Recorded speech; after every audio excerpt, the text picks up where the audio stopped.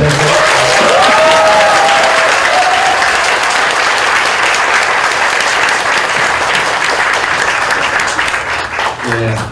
반갑습니다. 여기 옆에 죽이는 이야기 공연 줄 많이 서 있던데 거기 안 가시고 별로 재미도 없는 여기를 오셔가지고 어떻게 죽이는 이야기 못지않게 해드려야 되나 고민이 많습니다. 건건에 오신 것을 환영하고요.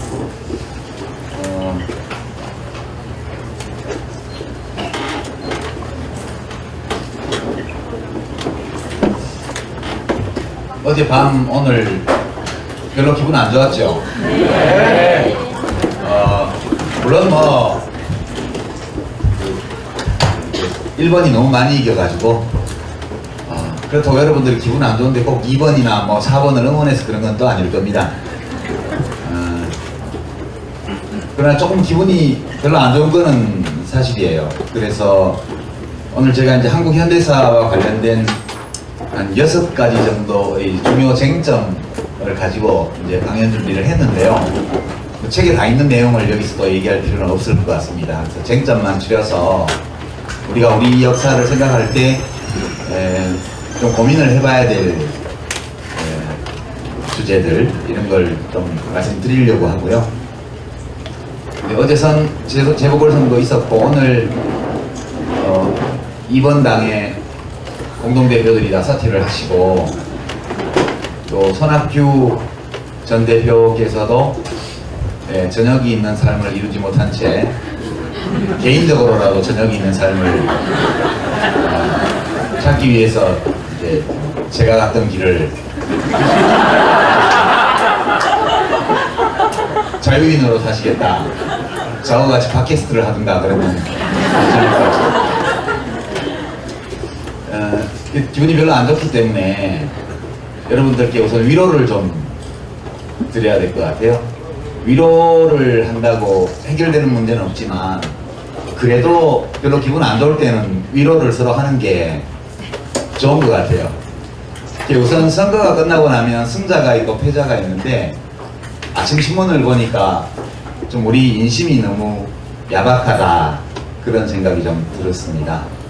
승패가 갈라지는 선거인데 뭐 옛날처럼 촉발 들고 해서 죽고 살고 하는 건 아니지만 그래도 일단 이제 패배한 후보와 정당들에 대해서는 위로를 좀 하고 승리한 정당과 후보에 대해서 축하를 하고 그리고 이제 패배한 쪽에 대해서는 특히 왜 졌는지 좀 깊이 생각해보고 우리 생각은 이런데 한번 고민해보세요. 이 정도가 적절하지 않나 싶어요. 그런데 아침 신문들을 보니까 내 그럴 줄 알았다 이런 식의 위로가 필요한 사람들에게 매를 때리는 이런 기사들이 너무 많아서 마음이 좀 아팠어요. 만약 졌다고 무조건 욕먹을 것 같으면 시장 점유율을 1등 못하는 신문이나 방송도 전부 욕먹어야 돼요. 그렇잖아요. 꼭 1등만 존재할 가치가 있는 건 아니잖아요.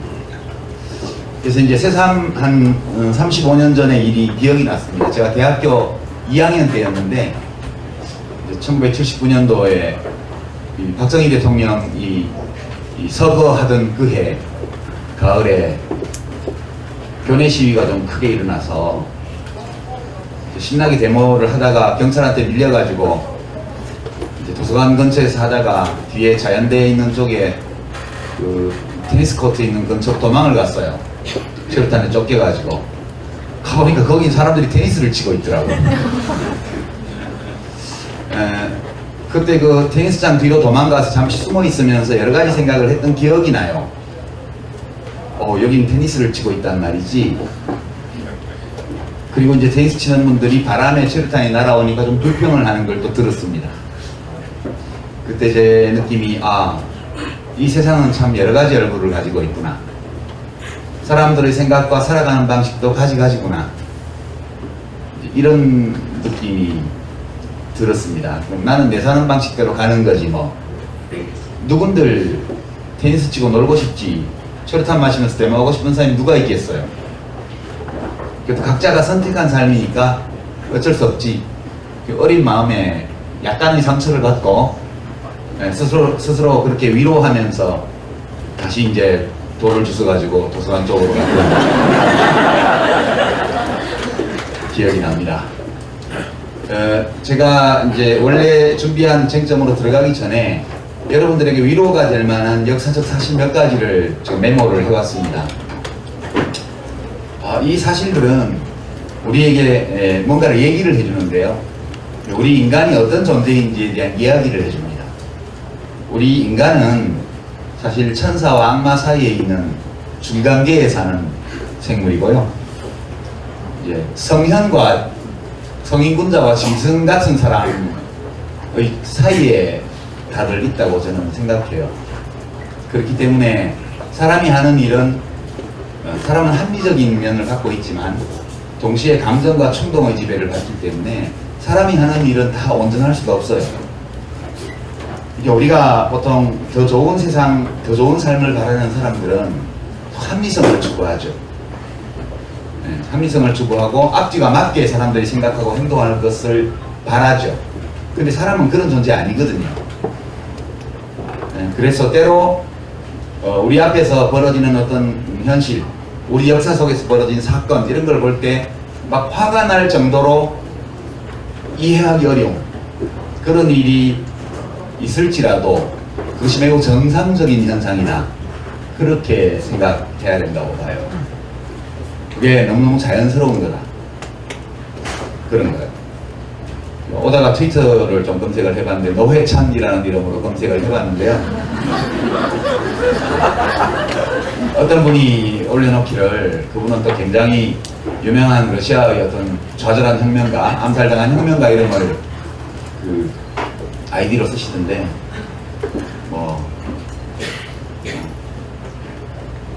노동당의 야무기가 사퇴했다고 해서 그 표가 전부 노회찬으로 갔다는 보장이 없다는 사실을 지적하는 그런 이제 멘션을 남겼더라고요. 옳은 말이죠. 그렇지만 위로는 안 되죠. 그죠? 옳은 말인데 위로는 안 돼요. 이성적으로 생각하면 맞아, 그래. 또 어떤 분은 닉도 괴상한 분이던데요. 7월은 기분 좋게 마감한다. 안철수 김한길의 사태와 노회찬의 낙선을 보는 것만으로 크게 기쁜 7월이었다, 그렇게 올려놨더라고요. 세상은 넓죠. 사람은 많고요. 그 많은 사람들이 서로 다 다릅니다.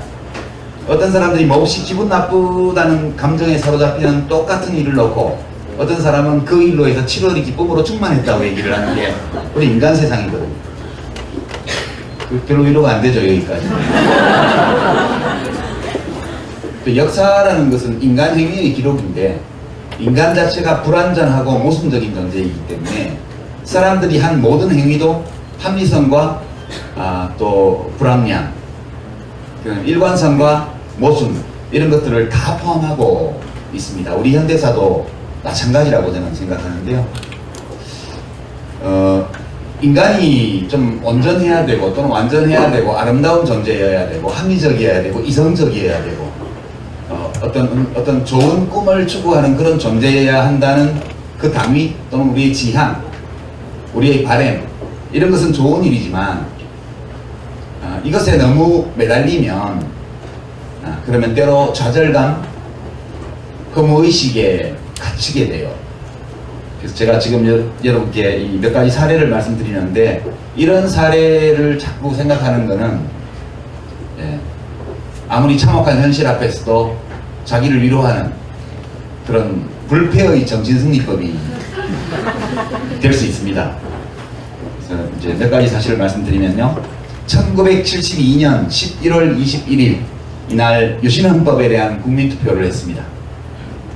투표율과 혹시 찬성률을 알고 계신 분 계세요? 책 읽어보셨으면 아실지 모르겠는데 91.9%가 투표를 했고요. 91.5%가 찬성을 했습니다. 놀랍죠? 투표를 안 가면 때려 죽이나? 그건 아니었거든요. 그냥 집에 가만히 숨어 있으면 돼요. 그런데도 무려 91.9%가 투표를 하러 갔어요. 현직 대통령이 탱크를 동원해서 국회를 해산하고 언론기관을 다 점거하고 헌정을 완전히 무너뜨린 다음에 그러니까 현직 대통령이 쿠데타를 또 해가지고, 그래가지고 국회 기능을 다 정지시키고 자기 마음대로 헌법안을 만들어가지고, 그래갖고 그 당시 헌법에는 이렇게 할 수가 없게 돼 있었어요. 이렇게 헌법과 법률에 따라서 할 수 없기 때문에 헌법을 다 밟아버리고 지 마음대로 국민투표를 한 거예요. 근데 이 헌법 개정안의 91.9%가 갖고 투표소에, 그 중에 무려 91.5%가 찬성했어요. 투표장에 가서 반대 의사를 표시한 사람은 8.5%였습니다. 1000명 중에 85명이, 1000명 중에 915명은 가서 찬성을 찍었어요. 그러니까 이것은 잘못된 것이라는 이성적 판단, 그리고 이것이 잘못되었다는 나의 판단을 표현하기 위해서 투표장에 가서 반대를 찍는 용기, 이 둘을 다 가진 사람이 1000명 중에, 투표하러 간 1000명 중에서 85명만 그런 판단력과 용기를 하고 있었어요. 나머지는 이건 옳은 일이야, 진작 이렇게 했어야 돼, 옳은 일인지 아닌지는 잘 모르겠지만 어쩔 수 있겠어, 대통령이 한다는데 받아들여야지, 또는 이건 옳지 않은 일이지만 혹시 가서 반대를 찍었다가 들키면 죽을 거야, 사실 들키지도 않아요, 미리 겁먹고, 그렇게 가서 찬성표를 찍은 사람이 1000명 중에 915명이에요.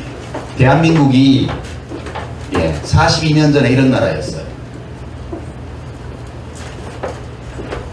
지금 현실은 괜찮죠, 여기에 비하면.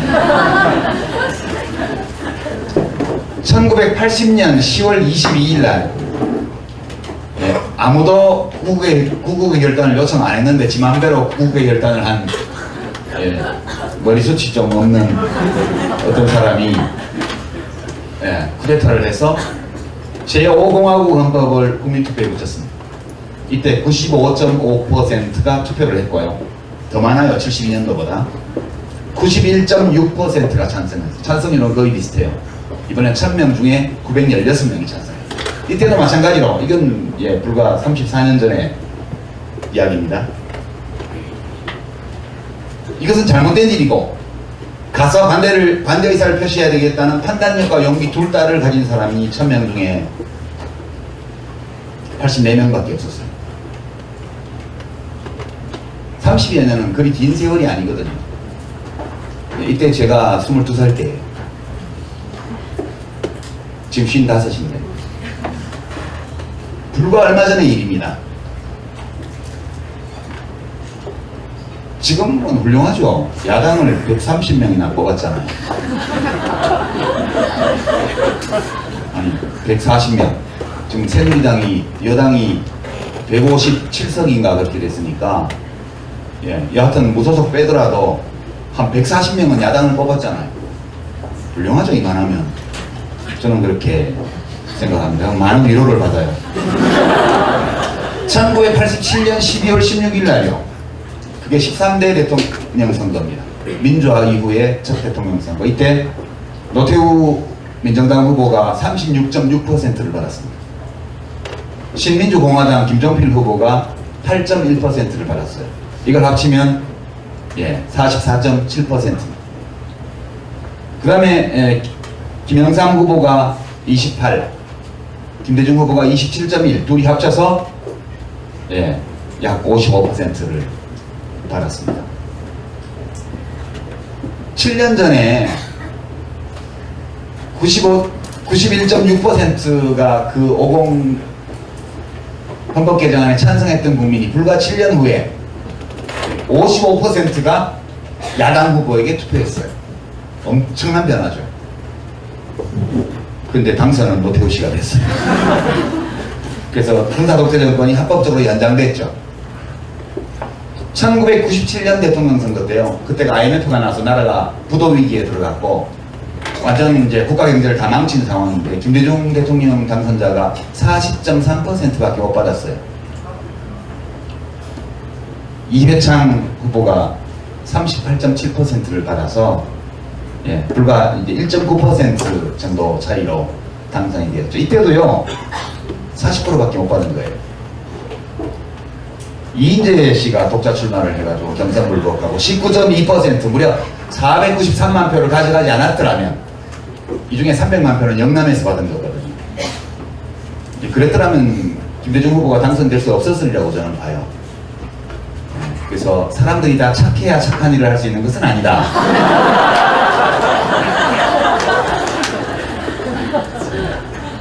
우리는 대통령이 착하기를 바라지만 안 착해도 착한 일 할 수 있어요. 그렇게 생각하면 위로가 돼요. 이런 사실들을 보면 지금 우리 국민들이 선거 때마다 하는 선택 이런 것들이 내 마음에 안 들 수 있어요.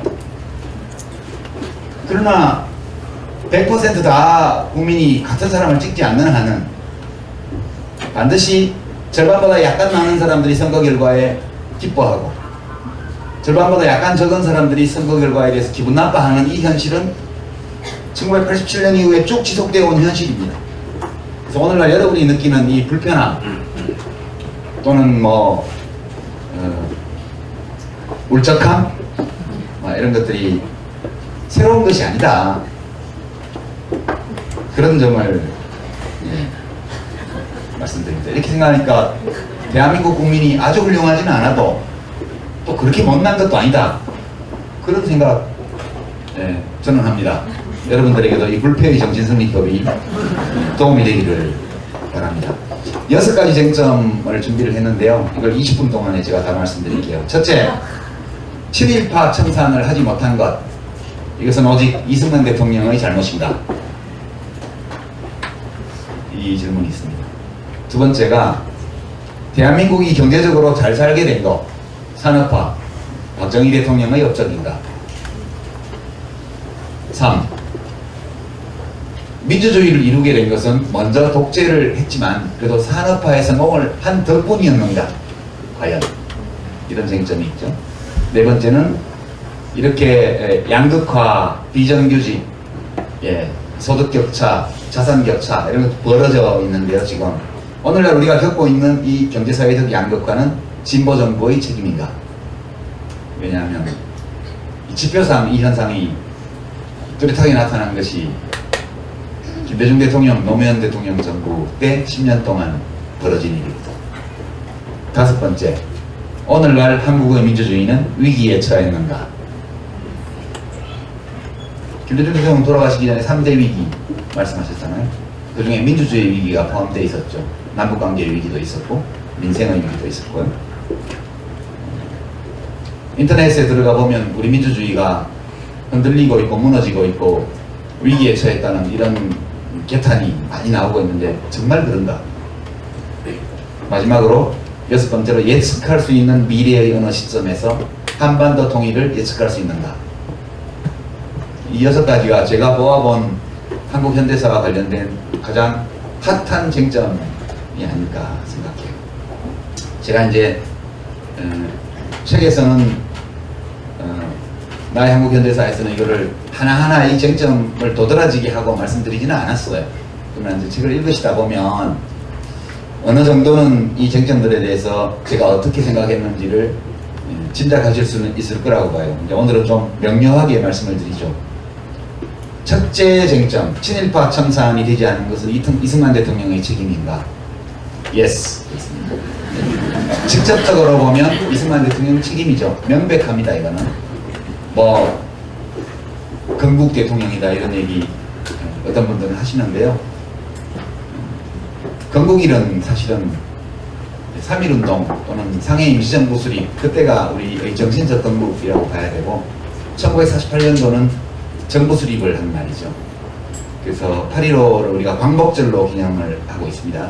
건국일로 안 하고. 요거는 이제 건국일로 하자고 주장하는 쪽은 그게 고전까지의 역사는 의미가 없다. 국가의 실체가 없었기 때문에 그렇게 주장하는 겁니다. 근데 이제 오로지 이승만 대통령의 책임인가? 이 문제에 대해서는 저는 NO라고 말하고 싶어요. 근본적으로 보면 민족주의 정치 세력이 너무 약했기 때문이다. 기본적으로. 친일파가 자기를 지키려고 하는 건 당연하잖아요. 자기중심성이나 생존의 욕구라는 것은 만인에게 주어져 있는 천부적 권리이기 때문에 친일파들이 그걸 행사하려고 하고 확보하려고 했다는 것은 너무 자연스러운 거예요. 그걸 넘어서려면 이 친일잔재를 청산하는 이것을 내세운 정치 세력이 다수 국민의 지지를 받을 수 있어야 되는데 그럴 만한 정치 세력이 없었죠. 초기에 이승만 대통령과 손잡았던 한민당, 그게 이제 기반이 일제 때 뭐 스스로 좋아서 했던 싫은데도 어쩔 수 없이 했던 여하튼 그런 혐의를 받고 있는 지주 세력의 기반을 둔 정당이었고요. 사실상 민족주의 정치 세력은 현실 정치 안에서 발을 못 디뎌놨어요. 그게 민족주의하고 공산주의, 사회주의하고 막 뒤섞여 있었기 때문에 미군정 하에서 이게 안착되기가 어려웠고요. 이제 그 결과 초창기 대한민국은 사실상 친일파가 세운 정부였고 친일파가 지배한 국가였다. 저는 그렇게 생각합니다. 그리고 이제 그런데 인적 청산은 됐어요. 결국은 법정에서는 하나도 청산을 못했지만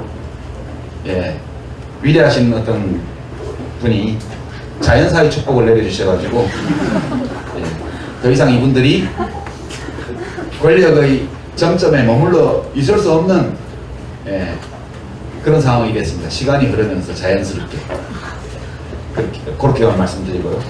두 번째 쟁점으로 가서 산업화는 박정희 대통령의 업적인가? Yes, but 이렇게 Yes, however 이렇게 얘기를 못할 거예요. 여기 이제 그래프를 제가 책에다가 썼는데요.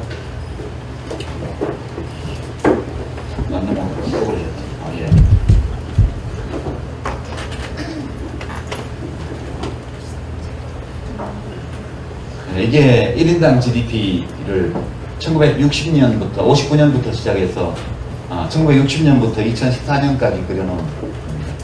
이걸 이제 꼭지점을 선으로 연결하면 이렇게 되죠.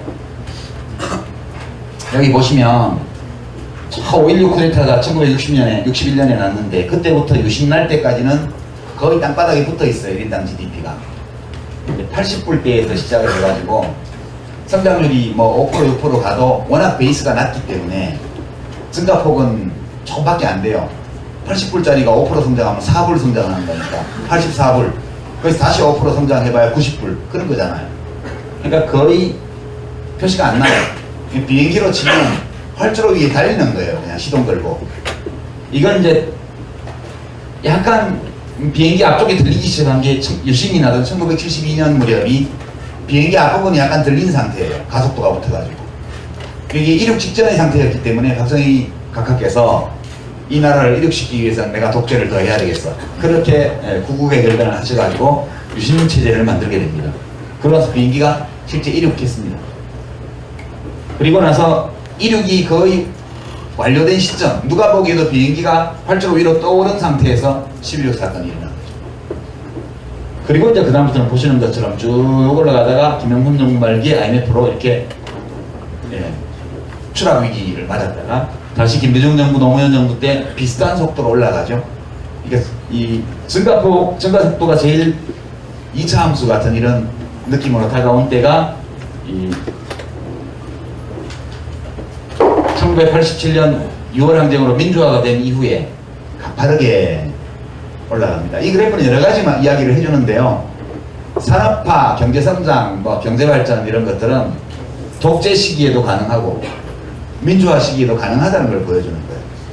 그리고 이제 이 상승의 속도를 보면 오히려 민주화가 된 이후에가 전두환 정부 때보다 더 빠르게 올라갑니다. 이제 3조 호황이니 뭐니 여러 가지 경제적인 조건들이 있었고요. 그럼 IMF 때 처박은 다음에 다시 올라갑니다. 그럼 이명박 정부 들어와서 다시 처박죠?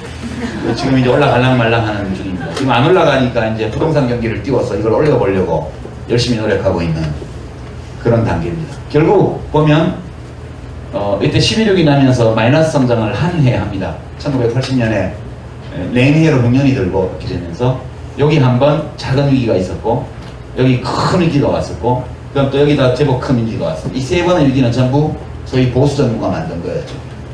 그 경제는 보수가 잘한다. 이거는 틀렸다고 말할 수 없지만 맞다고도 할 수 없는 그런 겁니다. 경제관리는 어떻게 보면 진보 정부가 2번밖에 안 했기 때문에 위기를 안 겪은 측면이 있습니다. 그러니까 설거지를 10번밖에 안 했어요. 이쪽은 설거지를 50번을 했고요. 보수 쪽은. 그러니까 저쪽이 3번 접시를 깼는데 그건 우리가 50번 설거지를 했기 때문에 접시 3개 깬 거다. 니네 10년밖에 안 해서 10번밖에 설거지를 안 했으니까 안 낀 거다. 그렇게 얘기할 수도 있다고 봐요. 그러나 우리가 분명하게 말할 수 있는 것은 국민 경제 관리나 경제 발전을 보수가 더 잘할 수 있다. 이것은 최소한 사실의 근거는 없다. 그 점을 말씀드립니다. 그리고 이제 박정희 정부 시대의 경제개발 계획, 이건 뭐 원래 박정희 대통령의 창작품이 아니고 지적재산권이 유엔에 있다. 이건 제가 책에다 자세한 내용을 적었고요. 이승만 정부 때 이승만 대통령이 이건 공산당이 하는 거라고 해서 계속 안 하고 있다가 4.19 나기 직전에 국무회의를 통과했고 7개년 계획이요, 최초에. 그 다음에 장면정부, 민주당 장면정부가 5개년 계획을 만들어서 5.16 쿠데타가 나기 전날 국무회의를 통과했습니다. 그러고 나서 그 다음날 쿠데타가 나서 박정희 장군이 이걸 넘겨받은 다음에 집행에 들어간 거죠. 집행한 것은 박정희 정부였지만 지적재산권이 박정희 대통령에게 있는 것은 아니다. 그런 거고요.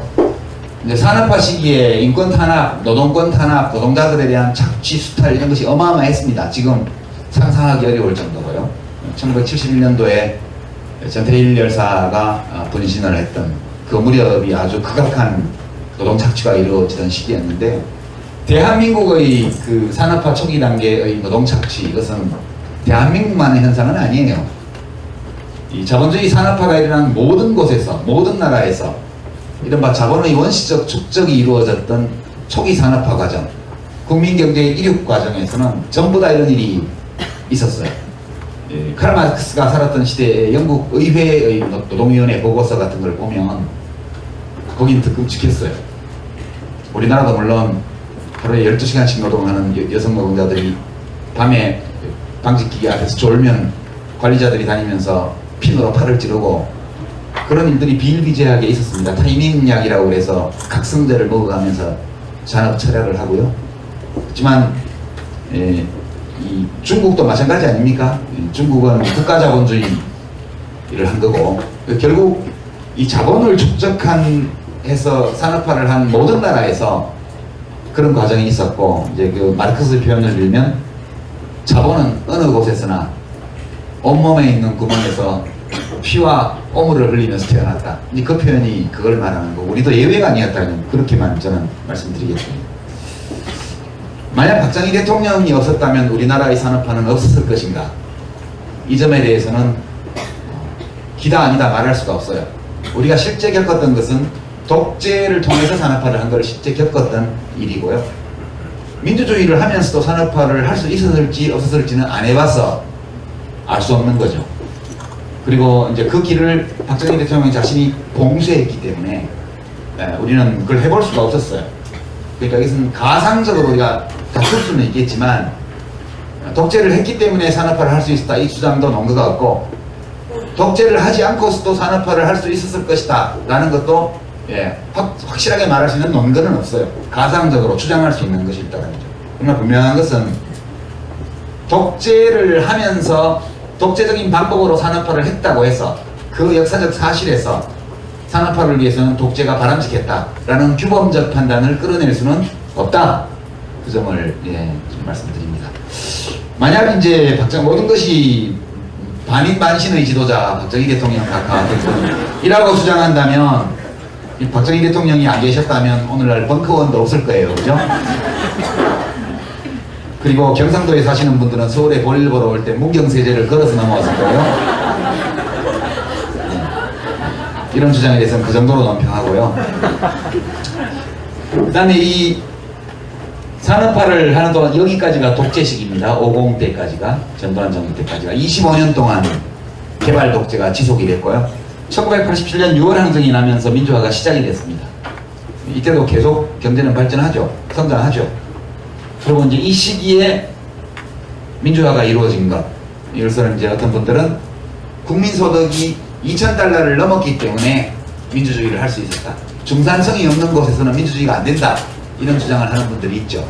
고로 결과적으로 박정희 대통령이 민주주의 이렇게 하면 민주주의를 할 수 있다고 확신하고 독재를 했건, 말하자면 민주화를 위해서 독재를 했건, 그냥 권력이 좋아서 독재를 했건, 바꾸고 있는 국민이 불쌍해서 독재를 했건, 어떤 동기로 독재를 했건 간에 결국 이 독재를 통해서 이루어진 산업화가 결과적으로 민주화의 물질적 기반을 만들었다는 주장은 오케이, 저는 받아들여요.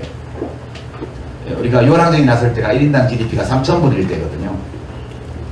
너무 가난하면 민주주의 하기 어려워요. 그건 확실합니다. 민주주의는 그냥 할 수 있는 게 아니고 국민들 개개인, 시민들 개개인이 민주주의의 취지를 알고 자기의 권리도 인식하고 그리고 참여하고 권리를 올바로 행사할 줄 알아야 민주주의가 되는 거기 때문에 어느 정도 살게 되었을 때 민주주의가 된다, 더 쉽게 된다, 이런 주장은 타당성이 있다고 봐요.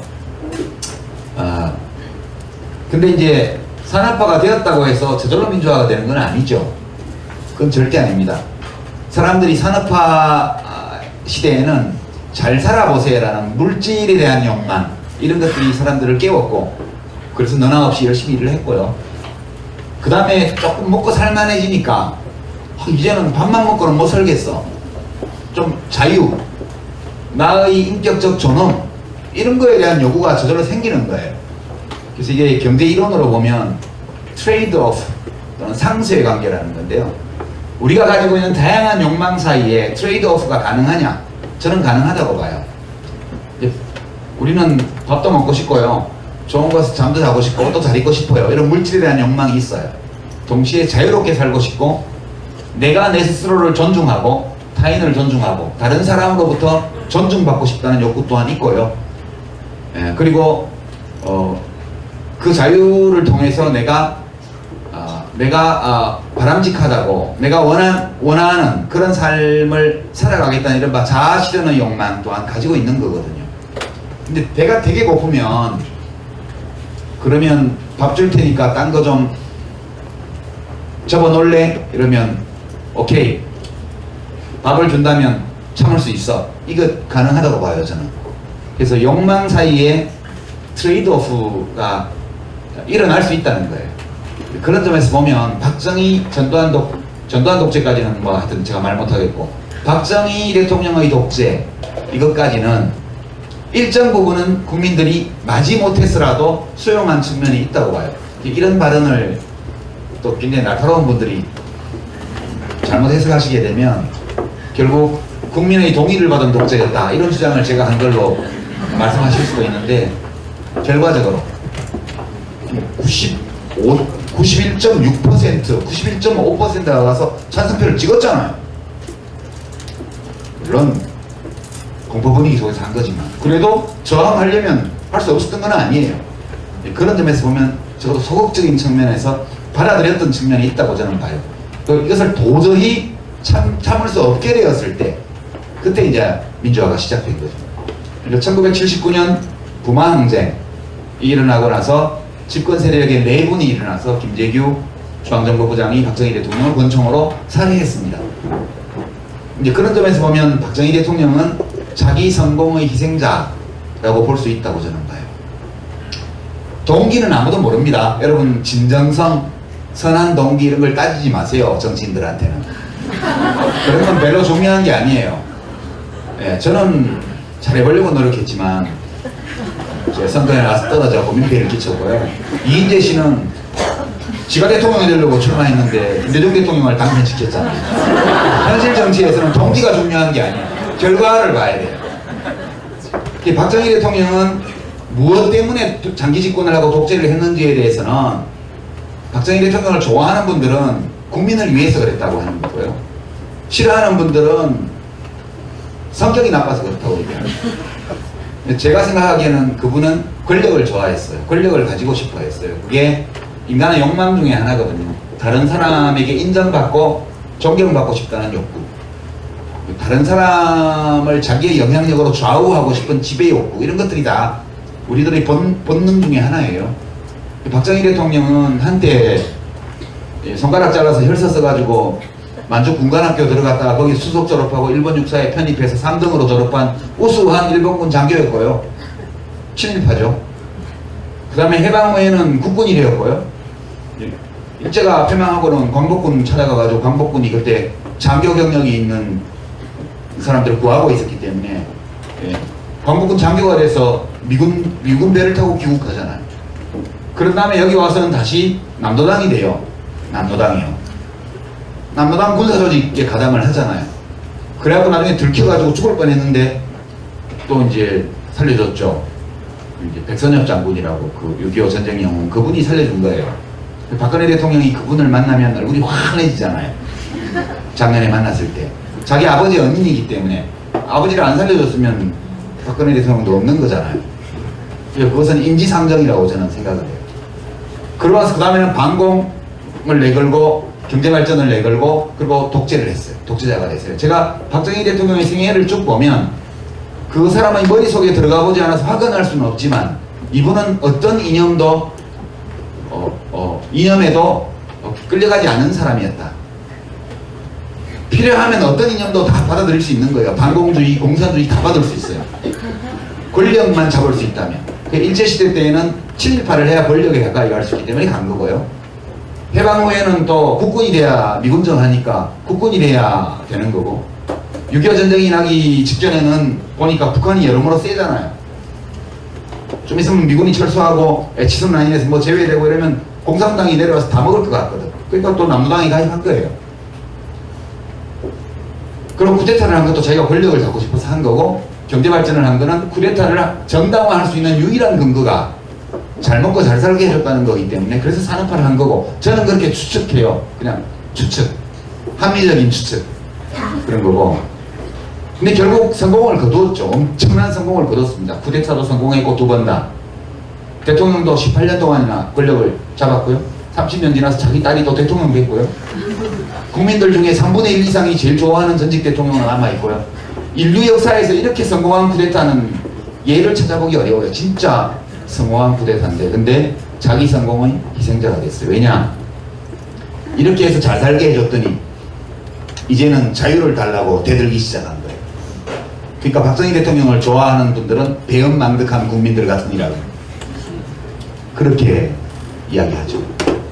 그렇지만 국민 입장에서 보면 대통령이 했잖아. 이렇게 오랫동안 열심히 해서 경제를 발전시켰잖아. 됐어. 거기까지. 우린 딴 걸 원해. 근데 박정희 대통령은 딴 거를 줄 생각도 없었고 줄 능력도 없었어요. 오로지 그거 하나만 계속 주겠다고 한 거예요. 여기서 마찰이 벌어지면서 부마항쟁이 일어난 것이고 그게 연장되어서 광주항쟁이 일어난 것이고 또 그게 연장되어서 6월항쟁이 일어난 것이다. 결국 국민들이 산업화 시대와는 다른 걸 원했기 때문에 그 개발 독재가 줄 수 없는 또는 주지 않으려고 하는 또는 짓밟았던 가치, 욕망 이런 것들을 원하는데 그것을 거부했기 때문에 무너진 거거든요. 결국 긴 역사의 안목에서 보면 체스나 바둑이 끝나고 나면 돌들이 다 한 통에 들어가잖아요. 요즘 중국의 구리 구단하고 우리 이세돌 구단이 10번기를 두고 있는데 6번기까지 둬서 4승 2패로 이세돌 구단이 앞서고 있던데요. 한 판의 바둑을 두면 실착, 패착 그리고 묘수 또는 승기를 잡은 그 신수 이런 것들이 있습니다. 어떤 특정한 바둑돌이 판을 좌우한 거예요. 그렇지만 바둑이 한 판 끝나고 나면 전부 다 바둑돌 통 속으로 다 들어가잖아요. 우리는 그런 존재거든요. 박정희 대통령도 그렇게 되는 거예요.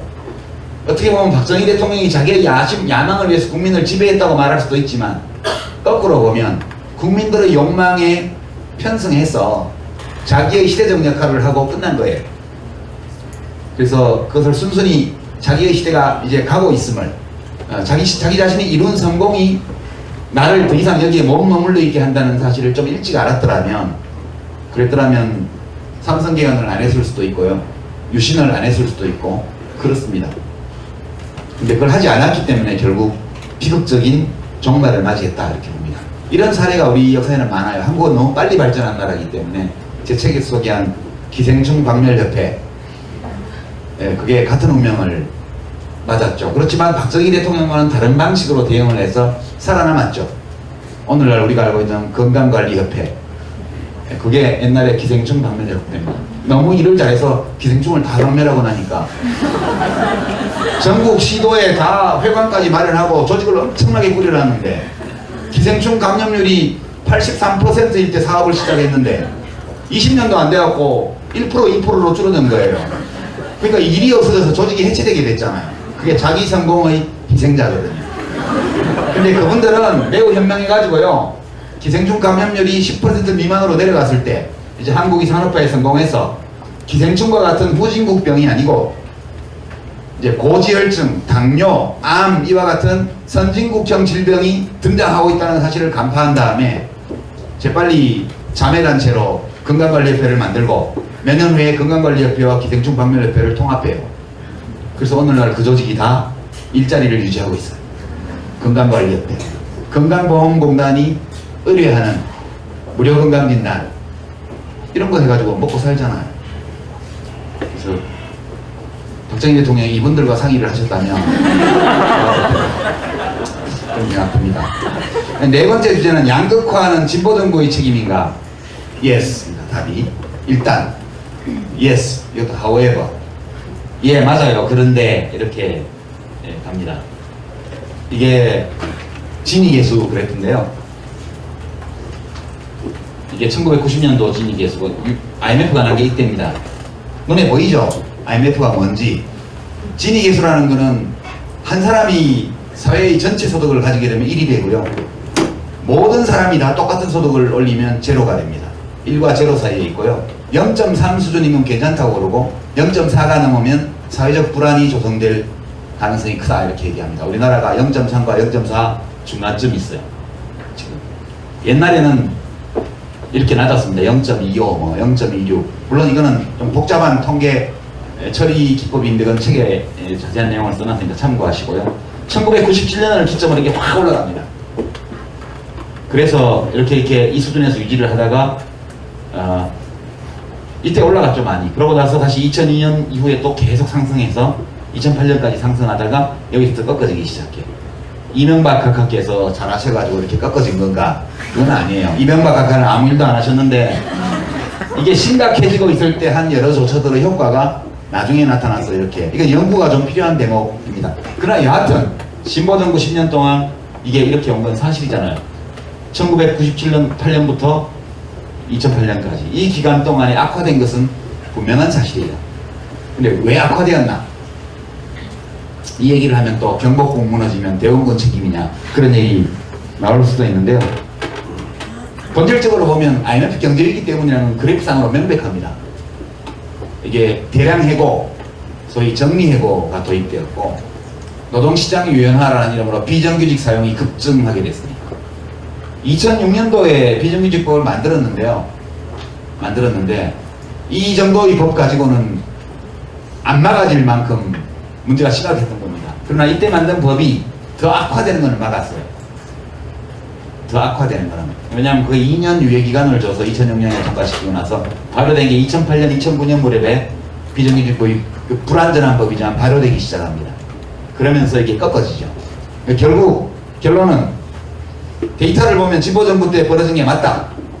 그러나 그 원인을 본다면 IMF 경제 신착 통치, 그 다음에 국제적 대세가 되었던 신자유주의 세계화, 국내 담론 시장에서 작은 정부론을 펼치는 보수 담론의 압도적 우위, 진보정부의 역량 부족 이런 것들이 겹쳐서 결과적으로 우리 경제가 걸어왔던 역사적 경로 의존성, 역사적 환경 이런 것들을 진보정부가 극복하기에 능력이 모자랐었다. 그 점을 좀 확실히 반성해야 된다 저는 그렇게 생각해요. 다섯 번째 쟁점은 한국 민주주의는 위기에 빠졌는가? 제 답은 no. 역시 however. 아닙니다. 그러나 민주주의라는 것은 이제 제가 책에서 인용한 것은 칼 포퍼라는 자유주의 철학자의 기준을 적용했는데요. 다수 국민이 마음을 먹었을 때 평화적 합법적으로 집권 세력을 교체할 수 있으면 무슨 민주국가예요. 제도 자체가 없거나 제도가 있지만 제도가 작동할 수 없는 조건에 있으면 이거는 전제정치예요. 전제정치 아래에서는 국민의 저항권 행사가 정당해져요. 모든 법률을 어기면서 저항을 해도 그건 정당해요. 그게 6월 항쟁 같은 거죠. 우리나라의 경우를 치면. 그래서 우리 제도는 1987년도에 만든 민주주의 제도가 그대로 다 살아있습니다, 지금. 물론, 그 뒤에 만든 국가인권위원회라든가 이런 것들, 뭐 민주화운동 기념사업회라든가 이런 기구들이 있는데 이 기구들이 정상적으로 운영이 안 되고 있긴 하죠. 헌법이 규정하고 있는 사법제도나 이런 것도 온전하게 기능을 하지 않는 건 이건 사실이에요. 왜냐하면 MB 각하 이후에 지금 7년차가 되고 있는데 뭐 국가인권위원회 위원장을 인권의식이 전혀 없는 사람을 갖다 놓으면 자동적으로 그 기구가 무력화되는 거거든요. 그러나 없애지는 못했죠. 2년마다, 4년마다 하는 지방선거, 5년마다 하는 대통령 선거, 또 4년마다 하는 국회의원 선거 없앴습니까? 못 없앴어요. 상권분립제도 없앴냐? 못 없앴습니다. 언론 자유 없앴냐? 언론을 다 자기 편으로 만들어서 그렇지 언론 자유를 없앤 건 아니에요. 하여튼 제도 자체는 살아있어요. 다만 우리 민주주의가 아직 뿌리가 얕기 때문에 권력을 쥐고 있는 쪽에서 헌법과 민주주의의 원리를 존중하려고 하면 이게 잘 운영이 되고 이거를 무시하려고 그러면 삐그덕거려요. 그러니까 민주적 제도와 비민주적인 의식, 행동 양식 사이에 마찰이 일어나고 있는 거거든요. 이거는 간단해요. 정권을 바꾸면 국가인권위원회에 인권의식이 투철한 분을 위원장으로 보내면 그거 금방 살아나요. 그렇잖아요. KBS, MBC 사장 제대로 된 언론인을 보내면 금방 살아나요. 그런 거기 때문에 민주주의가 제대로 비민주적으로 제도를 운영함으로써 마찰이 일어나고 있을 뿐 우리 민주주의 자체가 위기에 빠졌다거나 무너졌다 저는 그렇게 생각하지 않습니다. 그 다음에 그러면 왜 헌법을 무시하는 그런 정치 세력이 집권을 했냐? 그건 국민들이 뽑아주니까 집권한 거죠. 그렇습니다. 7년 전에 되게 우리가 사기를 당했잖아요. 747. 그쵸? 그 다음에 이제 4대강 볼을 만들어서 물을 가두면 물이 맑아진다. 사기잖아요. 완전히 일자리가 몇십만 개가 생긴다. 다 사기예요. 7% 경제성장, 4만 달러 다 사기입니다. 뭐 로봇 물고기 처음부터 사기였고 다 사기인데 국민들이 사기를 기꺼이 당했잖아요. 기꺼이. 그때는 제가 저 사람 사기꾼이다 얘기하면 너 성격 나쁜 놈 이렇게 얘기를 할 때예요. 그래서 그때는 말을 못했어요. 그게 후회가 되어서 재작년에는 일본 후보가 대통령이 되면 사리의 어두운 대통령을 이용하는 황관 정치가 바로 할 거다. 그렇게 제가 얘기를 했습니다. 지금 그렇게 됐지 않나요? 예. 그리고 말로 안 하고 힘으로 할 거다. 사람들 감옥 보낼 거다. 지금 권은희 국회의원을 위정 혐의로 지금 조사하겠다고 지금 검찰에서 나오고 있죠. 그렇습니다. 뒤끝 장렬이거든요.核심 장렬이 아니고. 근데 사람들이 사기인데 아무리 사기라고 그래도 안 믿어졌어요. 그 사기를 당하고 나서 지금은 이명박 대통령 호감도가 1%거든요. 전직 대통령 조사를 하면. 속으로 사기 당했다는 걸 알고 있어요. 그러나 절대 인정 안 해요. 그리고 또 사기치는 사람을 뽑아줬어요. 뭐 인혁당 유족들 만나서 손잡아주고 봉하마을 가서 절하고 뭐 김대중 묘역 참배하고 뭐 언론 장악 절대로 안 하겠습니다. 할 수도 없고 하지도 할 생각도 없습니다. 이 얘기 다 했잖아요. 그리고 유족들 세월호 유가족들 말씀이 제일 중요합니다. 의견이 눈물 흘리면서 32초 동안 눈 뜨고 눈물 흘리면서 했는데 안 하잖아요. 지금 다 사기란 말이에요.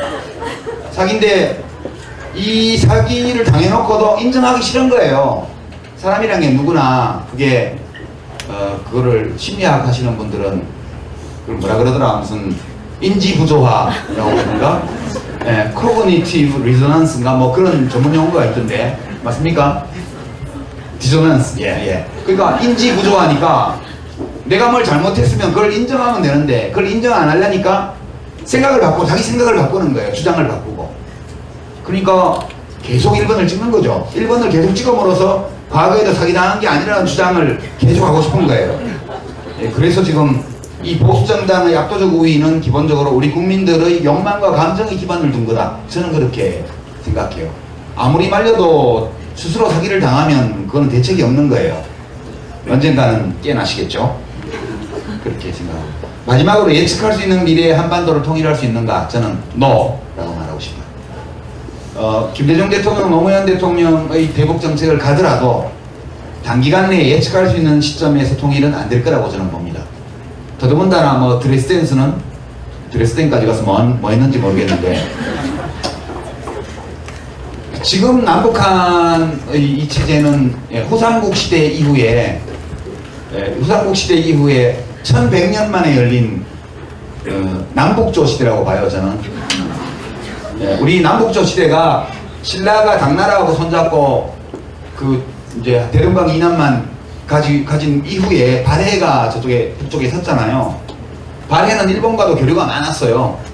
근데 신라하고는 왼수잖아요. 신라하고는 이게 교류가 별로 없었어요. 적대적이고. 근데 우리 민족사회는 발해하고 신라를 같이 넣어놓고 그 우리 민족사라고 그러잖아요. 그게 남북조 시대잖아요. 북쪽에는 발해, 남쪽에는 신라. 그거 비슷한 거예요, 지금. 남북조 시대가 이미 들어섰고, 북한이 중국식 개혁개방 노선을 하고, 한국이 또 김대중 노무현 대통령 방식의 대북 정책을 하더라도 단기간 내 통일은 안 됩니다. 제가 볼 때는. 이 남북조 시대는 오래 간다고 봐요. 그 정전협정을 대체하는 평화협정을 체결하고, 북한이 미국, 일본과 수교하고, 그런다고 해도 그걸로 통일될 일은 없어요. 결국은 상당히 긴 기간 동안 북한이 점진적인 체제 이행을 겪어나가고, 우리 대한민국은 대한민국대로 북한 주민들이 볼 때 저 방식으로 그냥 같이 살면 좋겠는데 라는 대중적인 인식이 생길 수 있을 정도의 좋은 사회를 만들어야 돼요. 그렇기 때문에 이건 굉장히 시간이 오래 걸리는 일이다. 뭐 박근혜, 이명박식으로 하면 통일이 안 되고 노무현, 김대중식으로 하면 통일이 된다. 이거 저는 동의하지 않습니다. 어떤 경우든 통일은 예측할 수 있는 미래의 시점에서 되지 않을 것이다. 그렇게 생각합니다. 50분이 지나버려서요. 이까지 6개의 쟁점에 대해서 주마감산식으로 말씀을 드렸습니다. 저는 뒤에 쟁점에 대한 말씀보다는 앞에 위로 정신승리법 여러분들 개봉을 받기를 바랐는데 그 정도는 위로가 잘 안 되는 것 같아요. 그죠? 여기까지 마치고 질의응답 시간으로 넘어갑니다.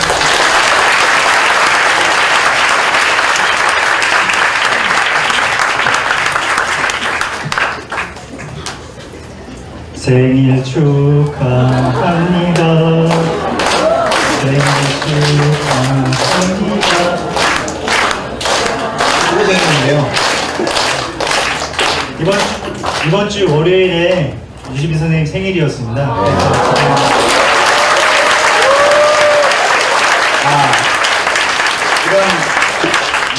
이런 광신도 집회 같은 분위기를 연출합니다. 생일은 극히 내밀한 사생활이기 때문에 지금 케이크를 준비하고 있는 것 같은데 케이크 뭐 끝나고 하죠 뭐. 됐나요?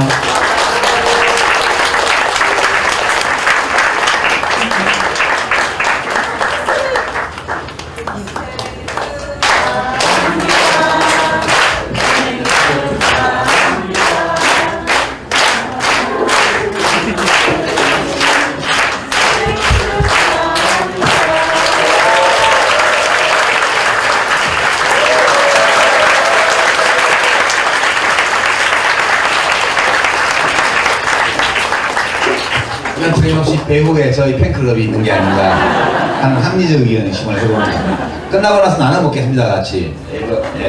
커팅만.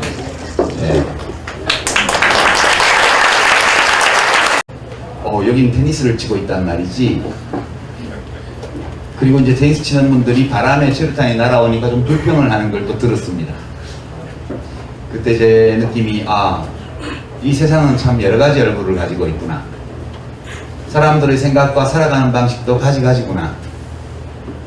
이런 느낌이 들었습니다. 그럼 나는 내 사는 방식대로 가는 거지 뭐. 누군들 테니스 치고 놀고 싶지, 체류탄 마시면서 대모하고 싶은 사람이 누가 있겠어요. 그래도 각자가 선택한 삶이니까 어쩔 수 없지. 어린 마음에 약간의 상처를 갖고 스스로 그렇게 위로하면서 다시 이제 돌을 주워가지고 도서관 쪽으로 갔던 기억이 납니다. 제가 이제 원래 준비한 쟁점으로 들어가기 전에 여러분들에게 위로가 될 만한 역사적 사실 몇 가지를 지금 메모를 해왔습니다. 이 사실들은 우리에게 뭔가를 얘기를 해주는데요. 우리 인간이 어떤 존재인지에 대한 이야기를 해줍니다. 우리 인간은 사실 천사와 악마 사이에 있는 중간계에 사는 생물이고요. 이제 성인군자와 짐승 같은 사람의 사이에 다들 있다고 저는 생각해요. 그렇기 때문에 사람이 하는 일은 사람은 합리적인 면을 갖고 있지만 동시에 감정과 충동의 지배를 받기 때문에 사람이 하는 일은 다 온전할 수가 없어요. 이게 우리가 보통 더 좋은 세상, 더 좋은 삶을 바라는 사람들은 합리성을 추구하죠. 네, 합리성을 추구하고 앞뒤가 맞게 사람들이 생각하고 행동하는 것을 바라죠. 근데 사람은 그런 존재 아니거든요. 네, 그래서 때로 우리 앞에서 벌어지는 어떤 현실, 우리 역사 속에서 벌어진 사건 이런 걸 볼 때 막 화가 날 정도로 이해하기 어려운 그런 일이 있을지라도 그것이 매우 정상적인 현상이다, 그렇게 생각해야 된다고 봐요. 그게 너무너무 자연스러운 거다, 그런 거예요. 오다가 트위터를 좀 검색을 해봤는데 노회찬이라는 이름으로 검색을 해봤는데요. 어떤 분이 올려놓기를, 그분은 또 굉장히 유명한 러시아의 어떤 좌절한 혁명가, 암살당한 혁명가 이름을 그 아이디로 쓰시던데,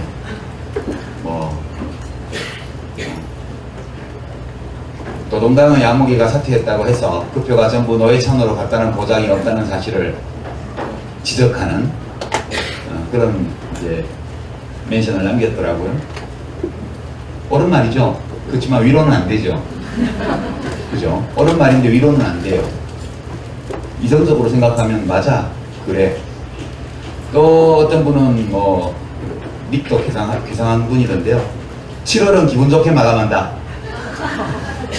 안철수 김한길의 사태와 노회찬의 낙선을 보는 것만으로 크게 기쁜 7월이었다, 그렇게 올려놨더라고요. 세상은 넓죠. 사람은 많고요. 그 많은 사람들이 서로 다 다릅니다.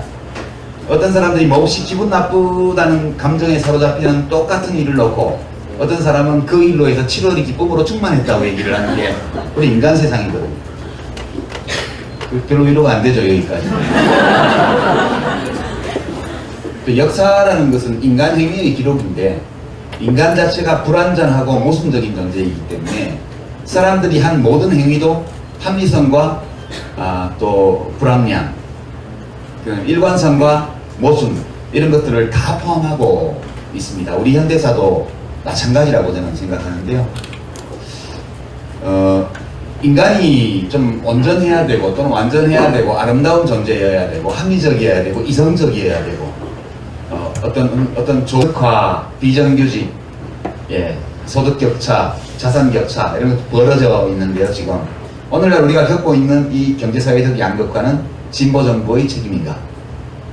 왜냐하면 이 지표상 이 현상이 뚜렷하게 나타난 것이 김대중 대통령, 노무현 대통령 정부 때 10년 동안 벌어진 일입니다.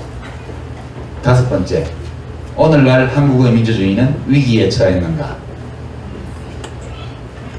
김대중 대통령 돌아가시기 전에 3대 위기 말씀하셨잖아요. 그 중에 민주주의 위기가 포함되어 있었죠. 남북관계의 위기도 있었고 민생의 위기도 있었고요. 인터넷에 들어가 보면 우리 민주주의가 흔들리고 있고 무너지고 있고 위기에 처했다는 이런 개탄이 많이 나오고 있는데 정말 그런가? 마지막으로 여섯 번째로, 예측할 수 있는 미래의 어느 시점에서 한반도 통일을 예측할 수 있는가? 이 여섯 가지가 제가 보아본 한국 현대사와 관련된 가장 핫한 쟁점이 아닐까 생각해요. 제가 이제 책에서는 나의 한국 현대사에서는 이거를 하나하나 이 쟁점을 도드라지게 하고 말씀드리지는 않았어요. 그러면 이제 책을 읽으시다 보면 어느 정도는 이 쟁점들에 대해서 제가 어떻게 생각했는지를 짐작하실 수는 있을 거라고 봐요. 이제 오늘은 좀 명료하게 말씀을 드리죠. 첫째 쟁점, 친일파 청산이 되지 않은 것은 이승만 대통령의 책임인가? Yes. 직접적으로 보면 이승만 대통령 책임이죠. 명백합니다. 이거는 건국 대통령이다 이런 얘기 어떤 분들은 하시는데요. 건국일은 사실은 3.1운동 또는 상해 임시정부 수립, 그때가 우리의 정신적 건국이라고 봐야 되고, 1948년도는 정부 수립을 한 날이죠. 그래서 8.15를 우리가 광복절로 기념을 하고 있습니다. 건국일로 안 하고. 요거는 이제 건국일로 하자고 주장하는 쪽은 고전까지의 역사는 의미가 없다. 국가의 실체가 없었기 때문에 그렇게 주장하는 겁니다. 근데 이제 오로지 이승만 대통령의 책임인가? 이 문제에 대해서는 저는 노라고 말하고 싶어요. 근본적으로 보면 민족주의 정치 세력이 너무 약했기 때문이다. 기본적으로. 친일파가 자기를 지키려고 하는 건 당연하잖아요. 자기중심성이나 생존의 욕구라는 것은 만인에게 주어져 있는 천부적 권리이기 때문에 친일파들이 그걸 행사하려고 하고 확보하려고 했다는 것은 너무 자연스러운 거예요. 그걸 넘어서려면 이 친일간제를 청산하는 이것을 내세운 정치 세력이 다수 국민의 지지를 받을 수 있어야 되는데 그럴 만한 정치 세력이 없었죠. 초기에 이승만 대통령과 손잡았던 한민당, 그게 이제 기반이 일제 때 뭐 스스로 좋아서 했던 싫은데도 어쩔 수 없이 했던 여하튼 그런 혐의를 받고 있는 지주 세력의 기반을 둔 정당이었고요. 사실상 민족주의 정치 세력은 현실 정치 안에서 발을 못 들여놨어요. 그게 민족주의하고 공산주의, 사회주의하고 막 뒤섞여 있었기 때문에 미군 정하에서 이게 안착되기가 어려웠고요. 그 결과 초창기 대한민국은 사실상 친일파가 세운 정부였고 친일파가 지배한 국가였다. 저는 그렇게 생각합니다.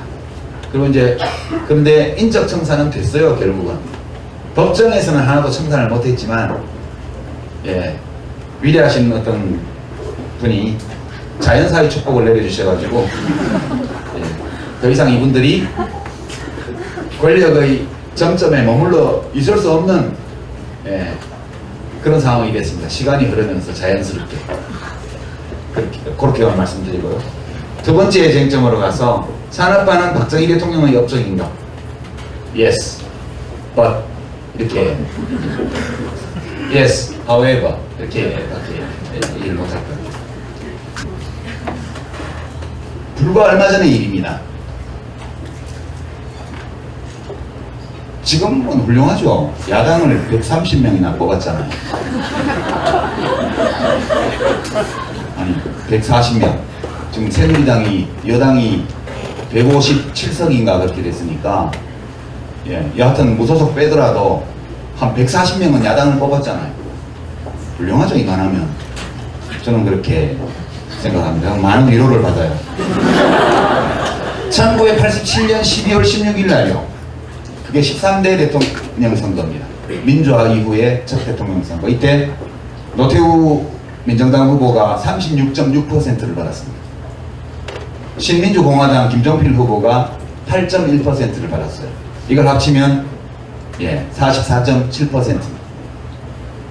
그 다음에 김영삼 후보가 28, 김대중 후보가 27.1, 둘이 합쳐서 약 55%를 받았습니다. 7년 전에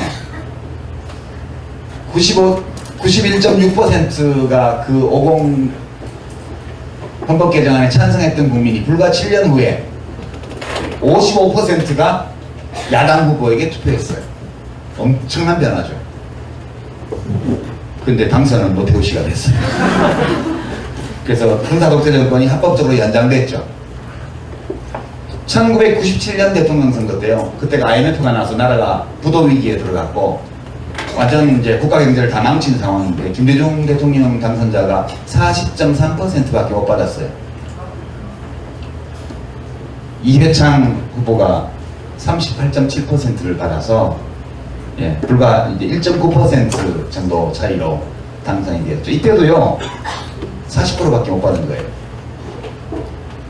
이인재 씨가 독자 출마를 해가지고 경선불복하고 19.2% 무려 493만 표를 가져가지 않았더라면 이 중에 300만 표는 영남에서 받은 거거든요.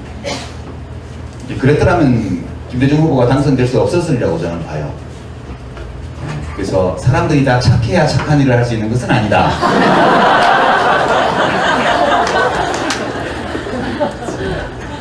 우리는 대통령이 착하기를 바라지만 안 착해도 착한 일 할 수 있어요. 그렇게 생각하면 위로가 돼요. 이런 사실들을 보면 지금 우리 국민들이 선거 때마다 하는 선택 이런 것들이 내 마음에 안 들 수 있어요. 그러나 100%다 국민이 같은 사람을 찍지 않는 한은 반드시 절반보다 약간 많은 사람들이 선거 결과에 기뻐하고 절반보다 약간 적은 사람들이 선거 결과에 대해서 기분 나빠하는 이 현실은 1987년 이후에 쭉 지속되어 온 현실입니다. 그래서 오늘날 여러분이 느끼는 이 불편함 또는 울적함 이런 것들이 새로운 것이 아니다. 그런 점을 말씀드립니다. 이렇게 생각하니까 대한민국 국민이 아주 훌륭하지는 않아도 또 그렇게 못난 것도 아니다. 그런 생각 저는 합니다. 여러분들에게도 이 불패의 정신승리법이 도움이 되기를 바랍니다. 6가지 쟁점을 준비를 했는데요. 이걸 20분 동안에 제가 다 말씀드릴게요. 첫째, 친일파 청산을 하지 못한 것. 이것은 오직 이승만 대통령의 잘못입니다. 이 질문이 있습니다. 두 번째가 대한민국이 경제적으로 잘 살게 된 것. 산업화. 박정희 대통령의 업적인가. 3. 민주주의를 이루게 된 것은 먼저 독재를 했지만 그래도 산업화에 성공을 한 덕분이었는가. 과연 이런 쟁점이 있죠. 네 번째는 이렇게 양극은 꿈을 추구하는 그런 존재여야 한다는 그 당위 또는 우리의 지향, 우리의 바램 이런 것은 좋은 일이지만 이것에 너무 매달리면 그러면 때로 좌절감, 허무의식에 갇히게 돼요. 그래서 제가 지금 여러분께 이 몇 가지 사례를 말씀드리는데 이런 사례를 자꾸 생각하는 것은 아무리 참혹한 현실 앞에서도 자기를 위로하는 그런 불패의 정신승리법이 될 수 있습니다. 그래서 이제 몇 가지 사실을 말씀드리면요. 1972년 11월 21일 이날 유신헌법에 대한 국민투표를 했습니다. 투표율과 혹시 찬성률을 알고 계신 분 계세요? 책 읽어보셨으면 아실지 모르겠는데 91.9%가 투표를 했고요. 91.5%가 찬성을 했습니다. 놀랍죠? 투표를 안 가면 때려 죽이나? 그건 아니었거든요. 그냥 집에 가만히 숨어 있으면 돼요. 그런데도 무려 91.9%가 투표를 하러 갔어요. 현직 대통령이 탱크를 동원해서 국회를 해산하고 언론기관을 다 점거하고 헌정을 완전히 무너뜨린 다음에 그러니까 현직 대통령이 쿠데타를 또 해가지고 그래가지고 국회 기능을 다 정지시키고 자기 마음대로 헌법안을 만들어가지고 그래갖고 그 당시 헌법에는 이렇게 할 수가 없게 돼 있었어요. 이렇게 헌법과 법률에 따라서 할 수 없기 때문에 헌법을 다 밟아버리고 지 마음대로 국민투표를 한 거예요. 근데 이 헌법 개정안에 91.9%가 갖고 투표소에 그 중에 무려 91.5%가 찬성했어요. 투표장에 가서 반대 의사를 표시한 사람은 8.5%였습니다. 1000명 중에 85명이 1000명 중에 915명은 가서 찬성을 찍었어요. 그러니까 이것은 잘못된 것이라는 이성적 판단 그리고 이것이 잘못되었다는 나의 판단을 표현하기 위해서 투표장에 가서 반대를 찍는 용기 이 둘을 다 가진 사람이 1000명 중에 투표하러 간 1000명 중에서 85명만 그런 판단력과 용기를 갖고 있었어요. 나머지는 이건 옳은 일이야. 진작 이렇게 했어야 돼. 옳은 일인지 아닌지는 잘 모르겠지만 어쩔 수 있겠어? 대통령이 한다는데 받아들여야지. 또는 이건 옳지 않은 일이지만 혹시 가서 반대를 찍었다가 들키면 죽을 거야. 사실 들키지도 않아요. 미리 겁먹고. 그렇게 가서 찬성표를 찍은 사람이 1000명 중에 915명이에요. 대한민국이 42년 전에 이런 나라였어요. 지금 현실은 괜찮죠, 여기에 비하면. 1980년 10월 22일 날 아무도 구국의 결단을 요청 안 했는데 지 맘대로 구국의 결단을 한 머리숱이 좀 없는 어떤 사람이 쿠데타를 해서 제5공화국 헌법을 국민투표에 붙였습니다. 이때 95.5%가 투표를 했고요. 더 많아요. 72년도보다. 91.6%가 찬성했어요. 찬성률은 거의 비슷해요. 이번에 1000명 중에 916명이 찬성했어요. 이때도 마찬가지로 이건 불과 34년 전의 이야기입니다. 이것은 잘못된 일이고 가서 반대 의사를 표시해야 되겠다는 판단력과 용기 둘 다를 가진 사람이 1000명 중에 84명밖에 없었어요. 30여 년은 그리 긴 세월이 아니거든요. 이때 제가 22살 때예요. 지금 55입니다.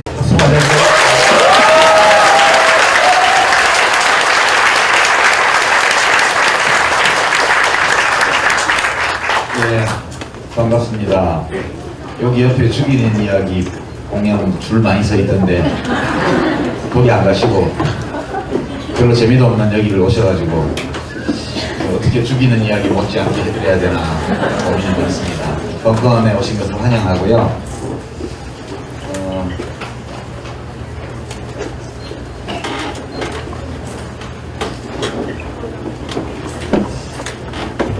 어젯밤 오늘 별로 기분 안 좋았죠? 네. 물론 뭐 1번이 너무 많이 이겨가지고 그렇다고 여러분들이 기분 안 좋은데 꼭 2번이나 뭐 4번을 응원해서 그런 건 또 아닐 겁니다.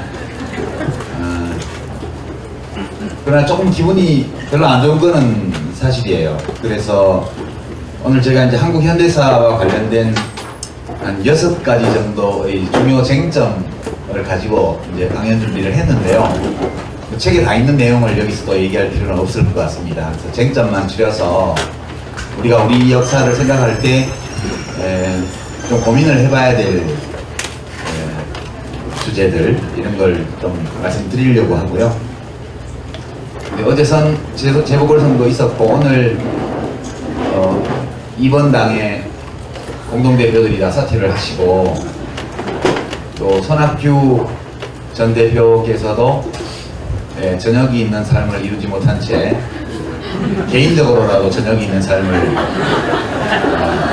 찾기 위해서 이제 제가 갔던 길을 자유인으로 사시겠다. 저와 같이 팟캐스트를 하든가 그러면 기분이 별로 안 좋기 때문에 여러분들께 우선 위로를 좀 드려야 될 것 같아요. 위로를 한다고 해결되는 문제는 없지만 그래도 별로 기분 안 좋을 때는 위로를 서로 하는 게 좋은 것 같아요. 우선 선거가 끝나고 나면 승자가 있고 패자가 있는데 아침 신문을 보니까 좀 우리 인심이 너무 야박하다 그런 생각이 좀 들었습니다. 승패가 갈라지는 선거인데 뭐 옛날처럼 총칼 들고 해서 죽고 살고 하는 건 아니지만 그래도 일단 이제 패배한 후보와 정당들에 대해서는 위로를 좀 하고 승리한 정당과 후보에 대해서 축하를 하고 그리고 이제 패배한 쪽에 대해서는 특히 왜 졌는지 좀 깊이 생각해보고 우리 생각은 이런데 한번 고민해보세요. 이 정도가 적절하지 않나 싶어요. 그런데 아침 신문들을 보니까 내 그럴 줄 알았다 이런 식의 위로가 필요한 사람들에게 매를 때리는 이런 기사들이 너무 많아서 마음이 좀 아팠어요.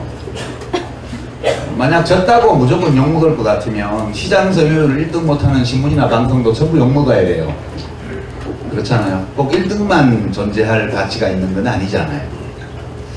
그래서 이제 새삼 한 35년 전의 일이 기억이 났습니다. 제가 대학교 2학년 때였는데 1979년도에 박정희 대통령이 서거하던 그 해 가을에 교내 시위가 좀 크게 일어나서 신나게 데모를 하다가 경찰한테 밀려가지고 이제 도서관 근처에서 하다가 뒤에 자연대에 있는 쪽에 그 테니스 코트 있는 근처로 도망을 갔어요.